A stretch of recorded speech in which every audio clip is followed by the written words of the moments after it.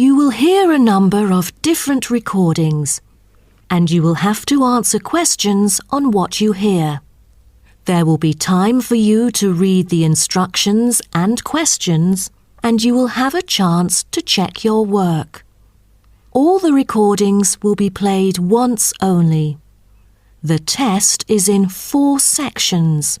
At the end of the test, you will be given 10 minutes to transfer your answers to an answer sheet.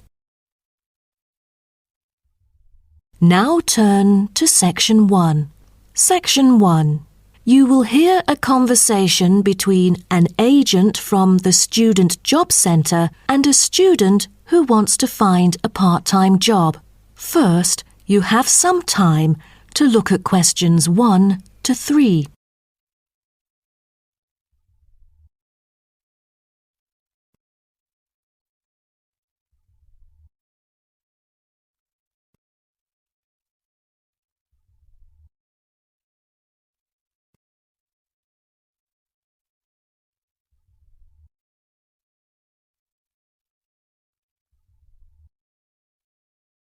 You will see that there is an example which has been done for you.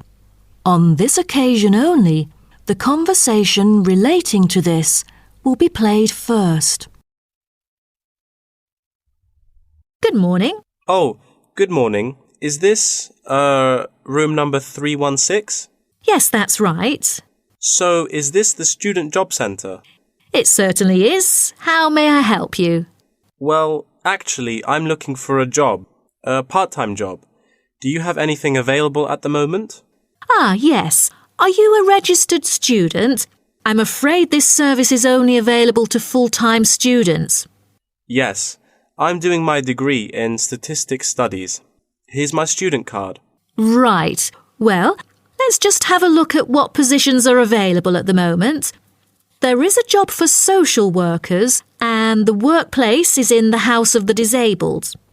The agent says that the workplace for social workers is in the House of the Disabled, so disabled has been written in the space. Now we shall begin. You should answer the questions as you listen, because you will not hear the recording a second time.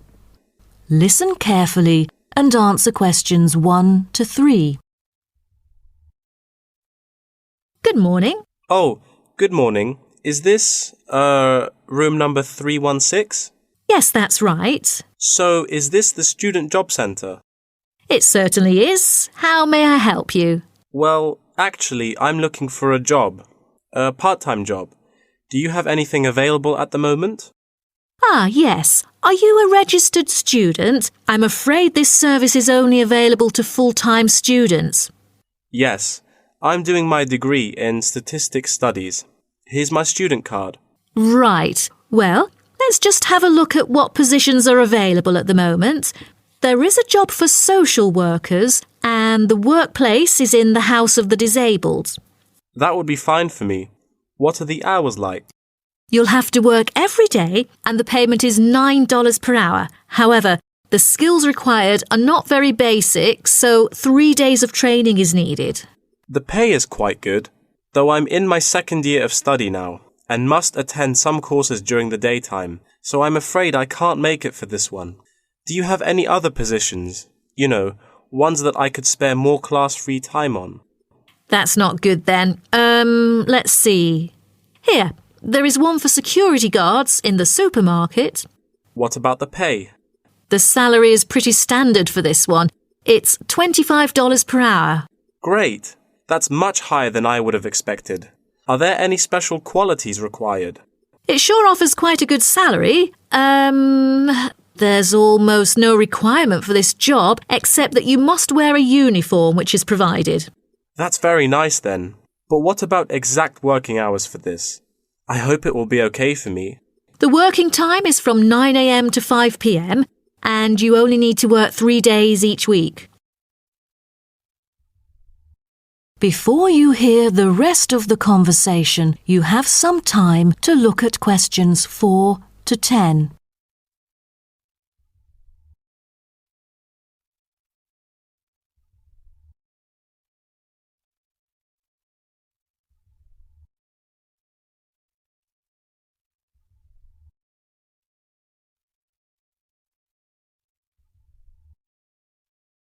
Now listen and answer questions 4 to 10.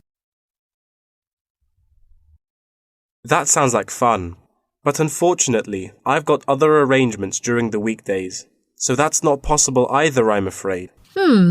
Well, I think we do have something else for you. Yes, here it is. There is a vacancy for a van driving position in a furniture company that might suit you. What is the working time for this one? On the weekends? No, it's night work. That's good to hear, 'cause I'm available for most of the late hours. And the good thing for this is that you've got variable hours to choose from, though the payment is fixed. Any other restrictions for this one? Yeah, it requires the driver to have reliable driving skills.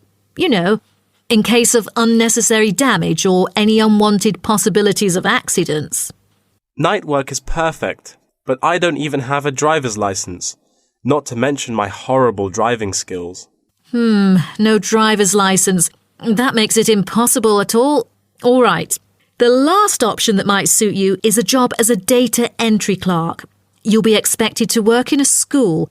It's actually a good place, you know. Lovely. And what about the working hours? Not on weekdays, I hope. Actually, you'll be working only on weekends. You get a fixed salary and you're expected to be familiar with keyboarding skills. That's not the only limit, though, because I'm afraid personal transport is also a must. That's not a problem. I've got a bicycle to travel around with. Great. Now, just fill out this form and we'll see what to do next. Wonderful. That is the end of section 1. You now have half a minute to check your answers.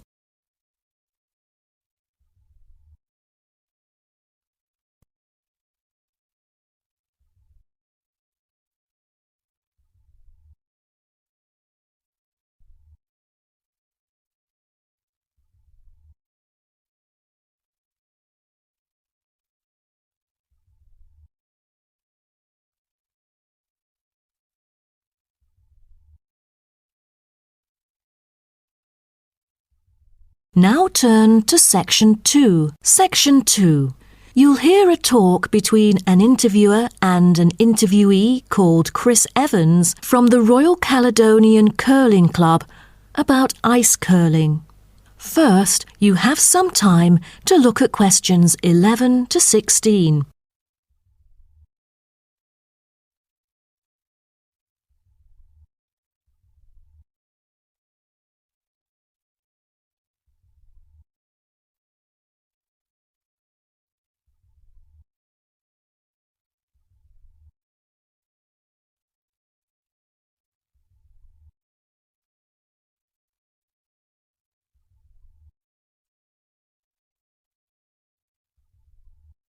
Now listen carefully and answer questions 11 to 16.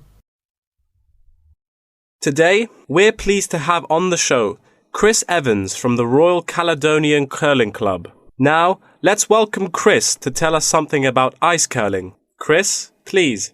Thank you. It's my honour to briefly talk about ice curling here to all of you. So let's start with what curling is. Curling is a sport in which players slide stones on an ice rink towards a target area which is segmented into 4 concentric circles. 2 curling teams consist of 4 players, the lead, the second, the third, and finally the skip. The captain of the curling team and its players will throw their stones in the order stated above. Each team has 8 stones.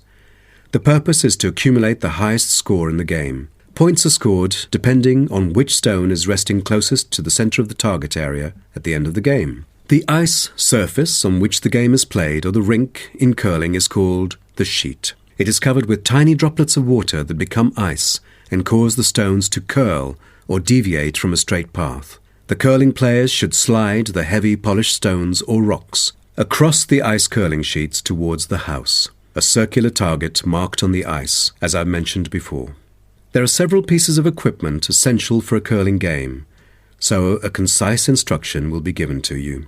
The most important things are the curling brush, which is used to sweep the ice surface in the path of the stone, as well as the curling stone, which is sometimes called rock. The former is usually made of horsehair, and the latter is made of granite, mainly coming from Scotland. Curling shoes are similar to ordinary athletic shoes, except that the two shoes in a pair have dissimilar soles. The sole of the slider shoe, which is designed for the sliding foot, is typically made of Teflon, while the gripper shoe for the hack foot has a special layer of rubber applied to the sole. During the curling game, you may also find a stopwatch attached either to the player's clothing or the broom, which is used to time the stones over a fixed distance to calculate their speed. Before you hear the rest of the talk, you have some time to look at questions 17 to 20.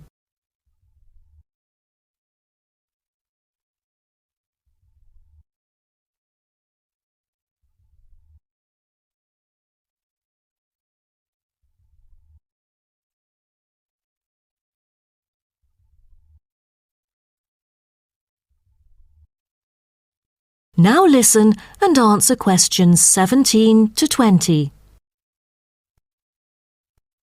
Now, a word about the development of curling clubs. Curling is thought to have been invented in medieval Scotland, and outdoor curling was very popular in Scotland between the 16th and 19th centuries, as the climates provided good ice conditions every winter. Kilsyth Curling Club is renowned as the first club in the world, having been formally constituted in 1716, and widely influencing ice curling development. In Kilsyth today, both men's and ladies' sections are thriving, participating in all major competitions and having won championships in the British Open in the past.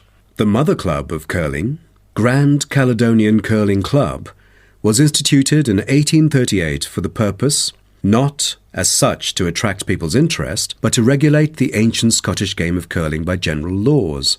With these official rules, the young curlers could be trained in a more professional way. By 1842, the new national club had sought to obtain royal patronage, and it has ever since been known as the Royal Caledonian Curling Club. However, many sports, such as athletics and tennis, were frowned upon as being too recreational and not practical enough. So the Crown banned them by law during the 1300s, in the hope that men would instead practice the archery skills that were seen as vital to the country's defence. And the ban was lifted in the 17th century.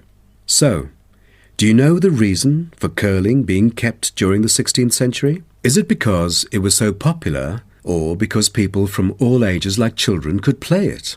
The spirit of curling dictates that one never cheers mistakes, misses, or gaffes by one's opponent. And most importantly, all the team members should strictly follow the instructions of their captain, which is essential for men in battle. Curling was brought to Canada from Scotland, and some curling was played informally before 1800. Curlers often used iron curling stones made from melted materials such as cannonballs rather than granite until the early 1900s, because there were transport problems importing granite stones from Scotland. That is the end of section 2. You now have half a minute to check your answers.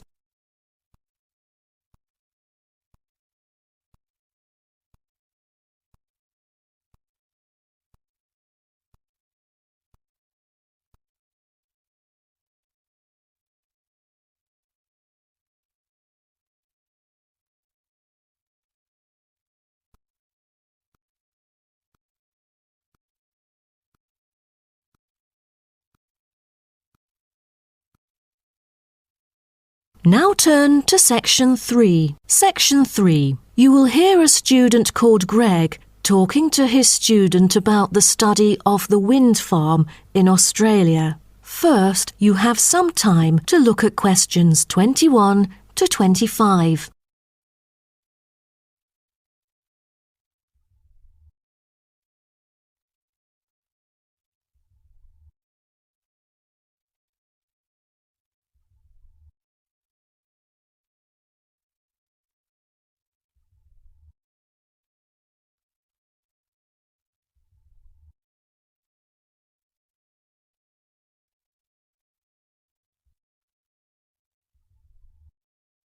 Now, listen carefully and answer questions 21 to 25.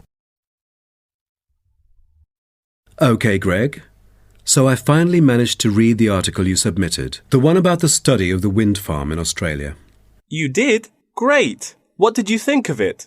Yeah, I was a little confused at first because of the background information you failed to present on the paper. I mean, it's kind of important for you to give some general knowledge before you start actually writing on the main theme. Oh, I was thinking of doing that during the presentation session. But now that you have mentioned it, I could add it to the beginning of the essay. I've done some research on that, to think about the different ways that people use wind. Wind is one of our cleanest and richest sources of power, as well as one of the oldest. Windmills began to be used in ancient Iran back in 7th century BC. They were first introduced to Europe during the 1100s, when armies returned from the Middle East with knowledge of using wind power. For many centuries, people used windmills to grind wheat into flour or pump water from deep underneath the ground. During the 1970s, people started becoming concerned about the pollution that is created when coal and gas are burned to produce electricity. People also realized that the supply of coal and gas would not last forever. Then, wind was rediscovered and carried out into research for the first time. Greg, why don't you just put all that information together and present that in the introduction part of your essay? Okay, I'll do that. What also intrigued me was that there were disadvantages about a wind farm. You see, all the conventional green scenarios for reducing carbon emissions include a dramatic upscaling in renewable power generated by wind, both on and offshore. However, the environmental impacts of this large-scale industrial deployment, both of turbines and power lines, frequently in relatively natural areas, are often neglected by climate campaigners. For example, wind turbines have the reputation of generating noise as well as electricity. So as more electricity is produced, they can be really noisy. Another thing is that some new turbine blades kill a worrying number of birds, especially large birds like raptors. But there must be a bright side, right? Yeah, of course. According to figures pulled together by consultants of the Intelligent Energy Systems using data from the Australian market operator, wind energy accounted for 50% of demand in the state. That's half of the power source. Besides, this one unexpected outcome really attracts lots of visitors and helps the local tourism. That's good to hear. Before you hear the rest of the talk, you have some time to look at questions 26 to 30.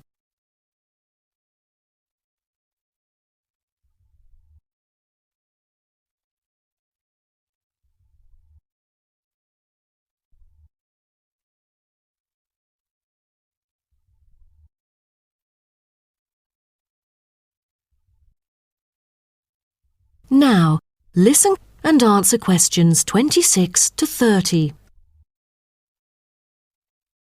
Oh, how about the structure? Offshore wind farms consist of a number of connected elements. These include the turbines, foundations, array cables, offshore substation, export cable, and onshore substation and infrastructure. Just a single one of these giant wind turbine blades, produced by manufacturer Siemens, is almost as big as the Airbus A380, the world's largest plane. That's made in Europe. Impressive. Actually, at first, there were protests among residents who claimed themselves to be victims of land loss and noise. Then, policies came out really quick, and then they could get allowance from the government. From then on, things went smoothly. What would happen in extreme weather conditions? I mean, it could be dangerous if hurricanes occur. A motorized operating mechanism enables the device to be switched back on remotely. All versions feature the modular design and share the same complete range of standard accessories, thanks to its very extensive operating temperature range of -25 to 70 Celsius and its strong temperature range of -40 to 70 Celsius. It is ideally suited for use in wind turbines under extreme climatic conditions, though they do have an option to lower the speed of it. Wonderful. Then, what were the fans, or turbine blades, made of? Is it a special kind of metal? No, they were too heavy. Wind turbine blades must be strong, light, and capable of operating for decades without much, if any, maintenance. Fiberglass is one of the main components of many large-scale wind turbine blades. The material is used because it is lightweight, easily shaped, and not too expensive. Another material used to make longer turbine blades is timber. This material is too expensive to use amongst all the blades, but on the longer blades, it's used to help reinforce them because it is stiff and light. That is the end of section 3. You now have half a minute to check your answers.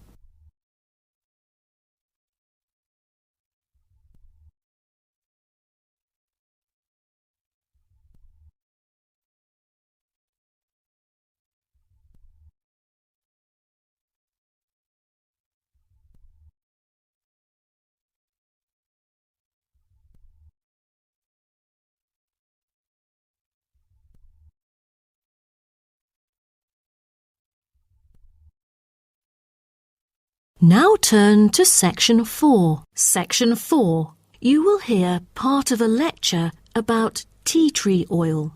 First, you have some time to look at questions 31 to 40.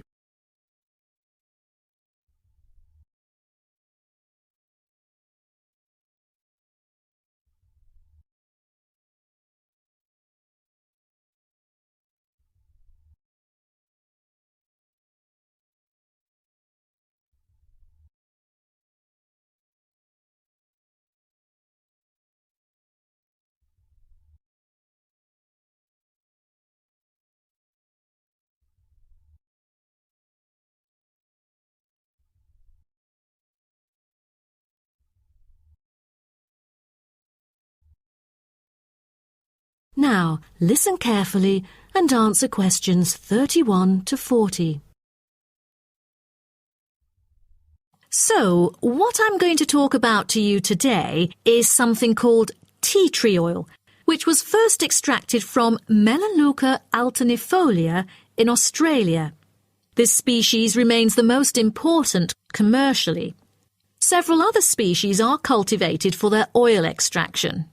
There is a very long history of tea tree oil's use in aromatherapy. Traditionally, Melaleuca alternifolia leaves were crushed and the oil was inhaled by the Aborigines of Australia for the treatment of coughs, colds and also for the treatment of wounds. For instance, they chewed the young leaves to alleviate headaches and took them to treat sore throats or skin ailments. The Aborigines world was discovered by Willem Janszoon, a Dutch explorer who was the first European to sail to Australia. In 1606, he reached the northern coast of Australia in his ship. Then several voyages of exploration followed in the first half of the 17th century. The Dutch found it a paradise on earth for man's well-being, with timber, stone and lime for building. There was also plenty of salt, and the coast was full of fish. Besides, they found the characteristics of the diet there because they happened to meet 10 naked black Aborigines having a meal in the open air. While the value of tea tree oil originated from Australia, it was gradually known and tested by the outsiders. In the middle of the 18th century, Sir Hugh Palliser, an officer of the British Royal Navy who had been to Australia several times during that period, got serious injuries all over due to his experiences in several wars. For more than the last 15 or 16 years of his life, he seldom laid down on a bed because of the constant pain in his leg. Then he tried tea tree oil, as it was said that tea tree oil could operate as a very powerful immunostimulant for pre- and post-surgical care. The use of the name tea tree, also called paper bark trees, probably originated from Captain James Cook's description he made soon after he had arrived at the coast of New South Wales in 1770. At the time, he witnessed some Aborigines of Australia using one of the shrub's leaves to make an infused drink in place of tea. In the 1920s, some human clinical research and the documentation of many benefits associated with tea tree oil were credited, which were made by Dr. Arthur Penfold, an Australian government chemist. He investigated the business potential of a number of native extracted oils, then reported that tea tree oil was promising as it exhibited powerful antiseptic properties. But after World War II, the entry of antibiotics declined the use of natural products in medicine, which had a negative effect on the production of tea tree oil.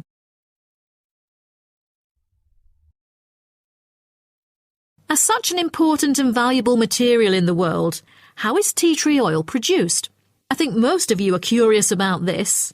Tea tree oil can be extracted in some different ways, but the most traditional way is steam distillation. Once harvested in winter, when the amount of required essence in oil meets the needs for production, the finely cut trees are transported to a steam distillation facility. The extraction is made by distilling the leaves in specially designed stainless steel stills, along with the stems, to yield pure oil.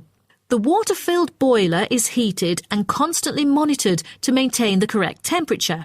Both the steam and oil evaporate and then condense as they run through a pipe into the collecting container where the oil floats to the lid, while the water, because of gravity, goes steadily out the lower exit pipe. At the end of the hour, the oil is siphoned off through the upper pipe, while the condensed steam floats through the lower pipe towards the ground. At the end of each distillation, all the spent plant material is hauled out of the still pot by hand with a short rake, piled onto a trailer and spread where required as a thick woody mulch. That is the end of section 4. You now have half a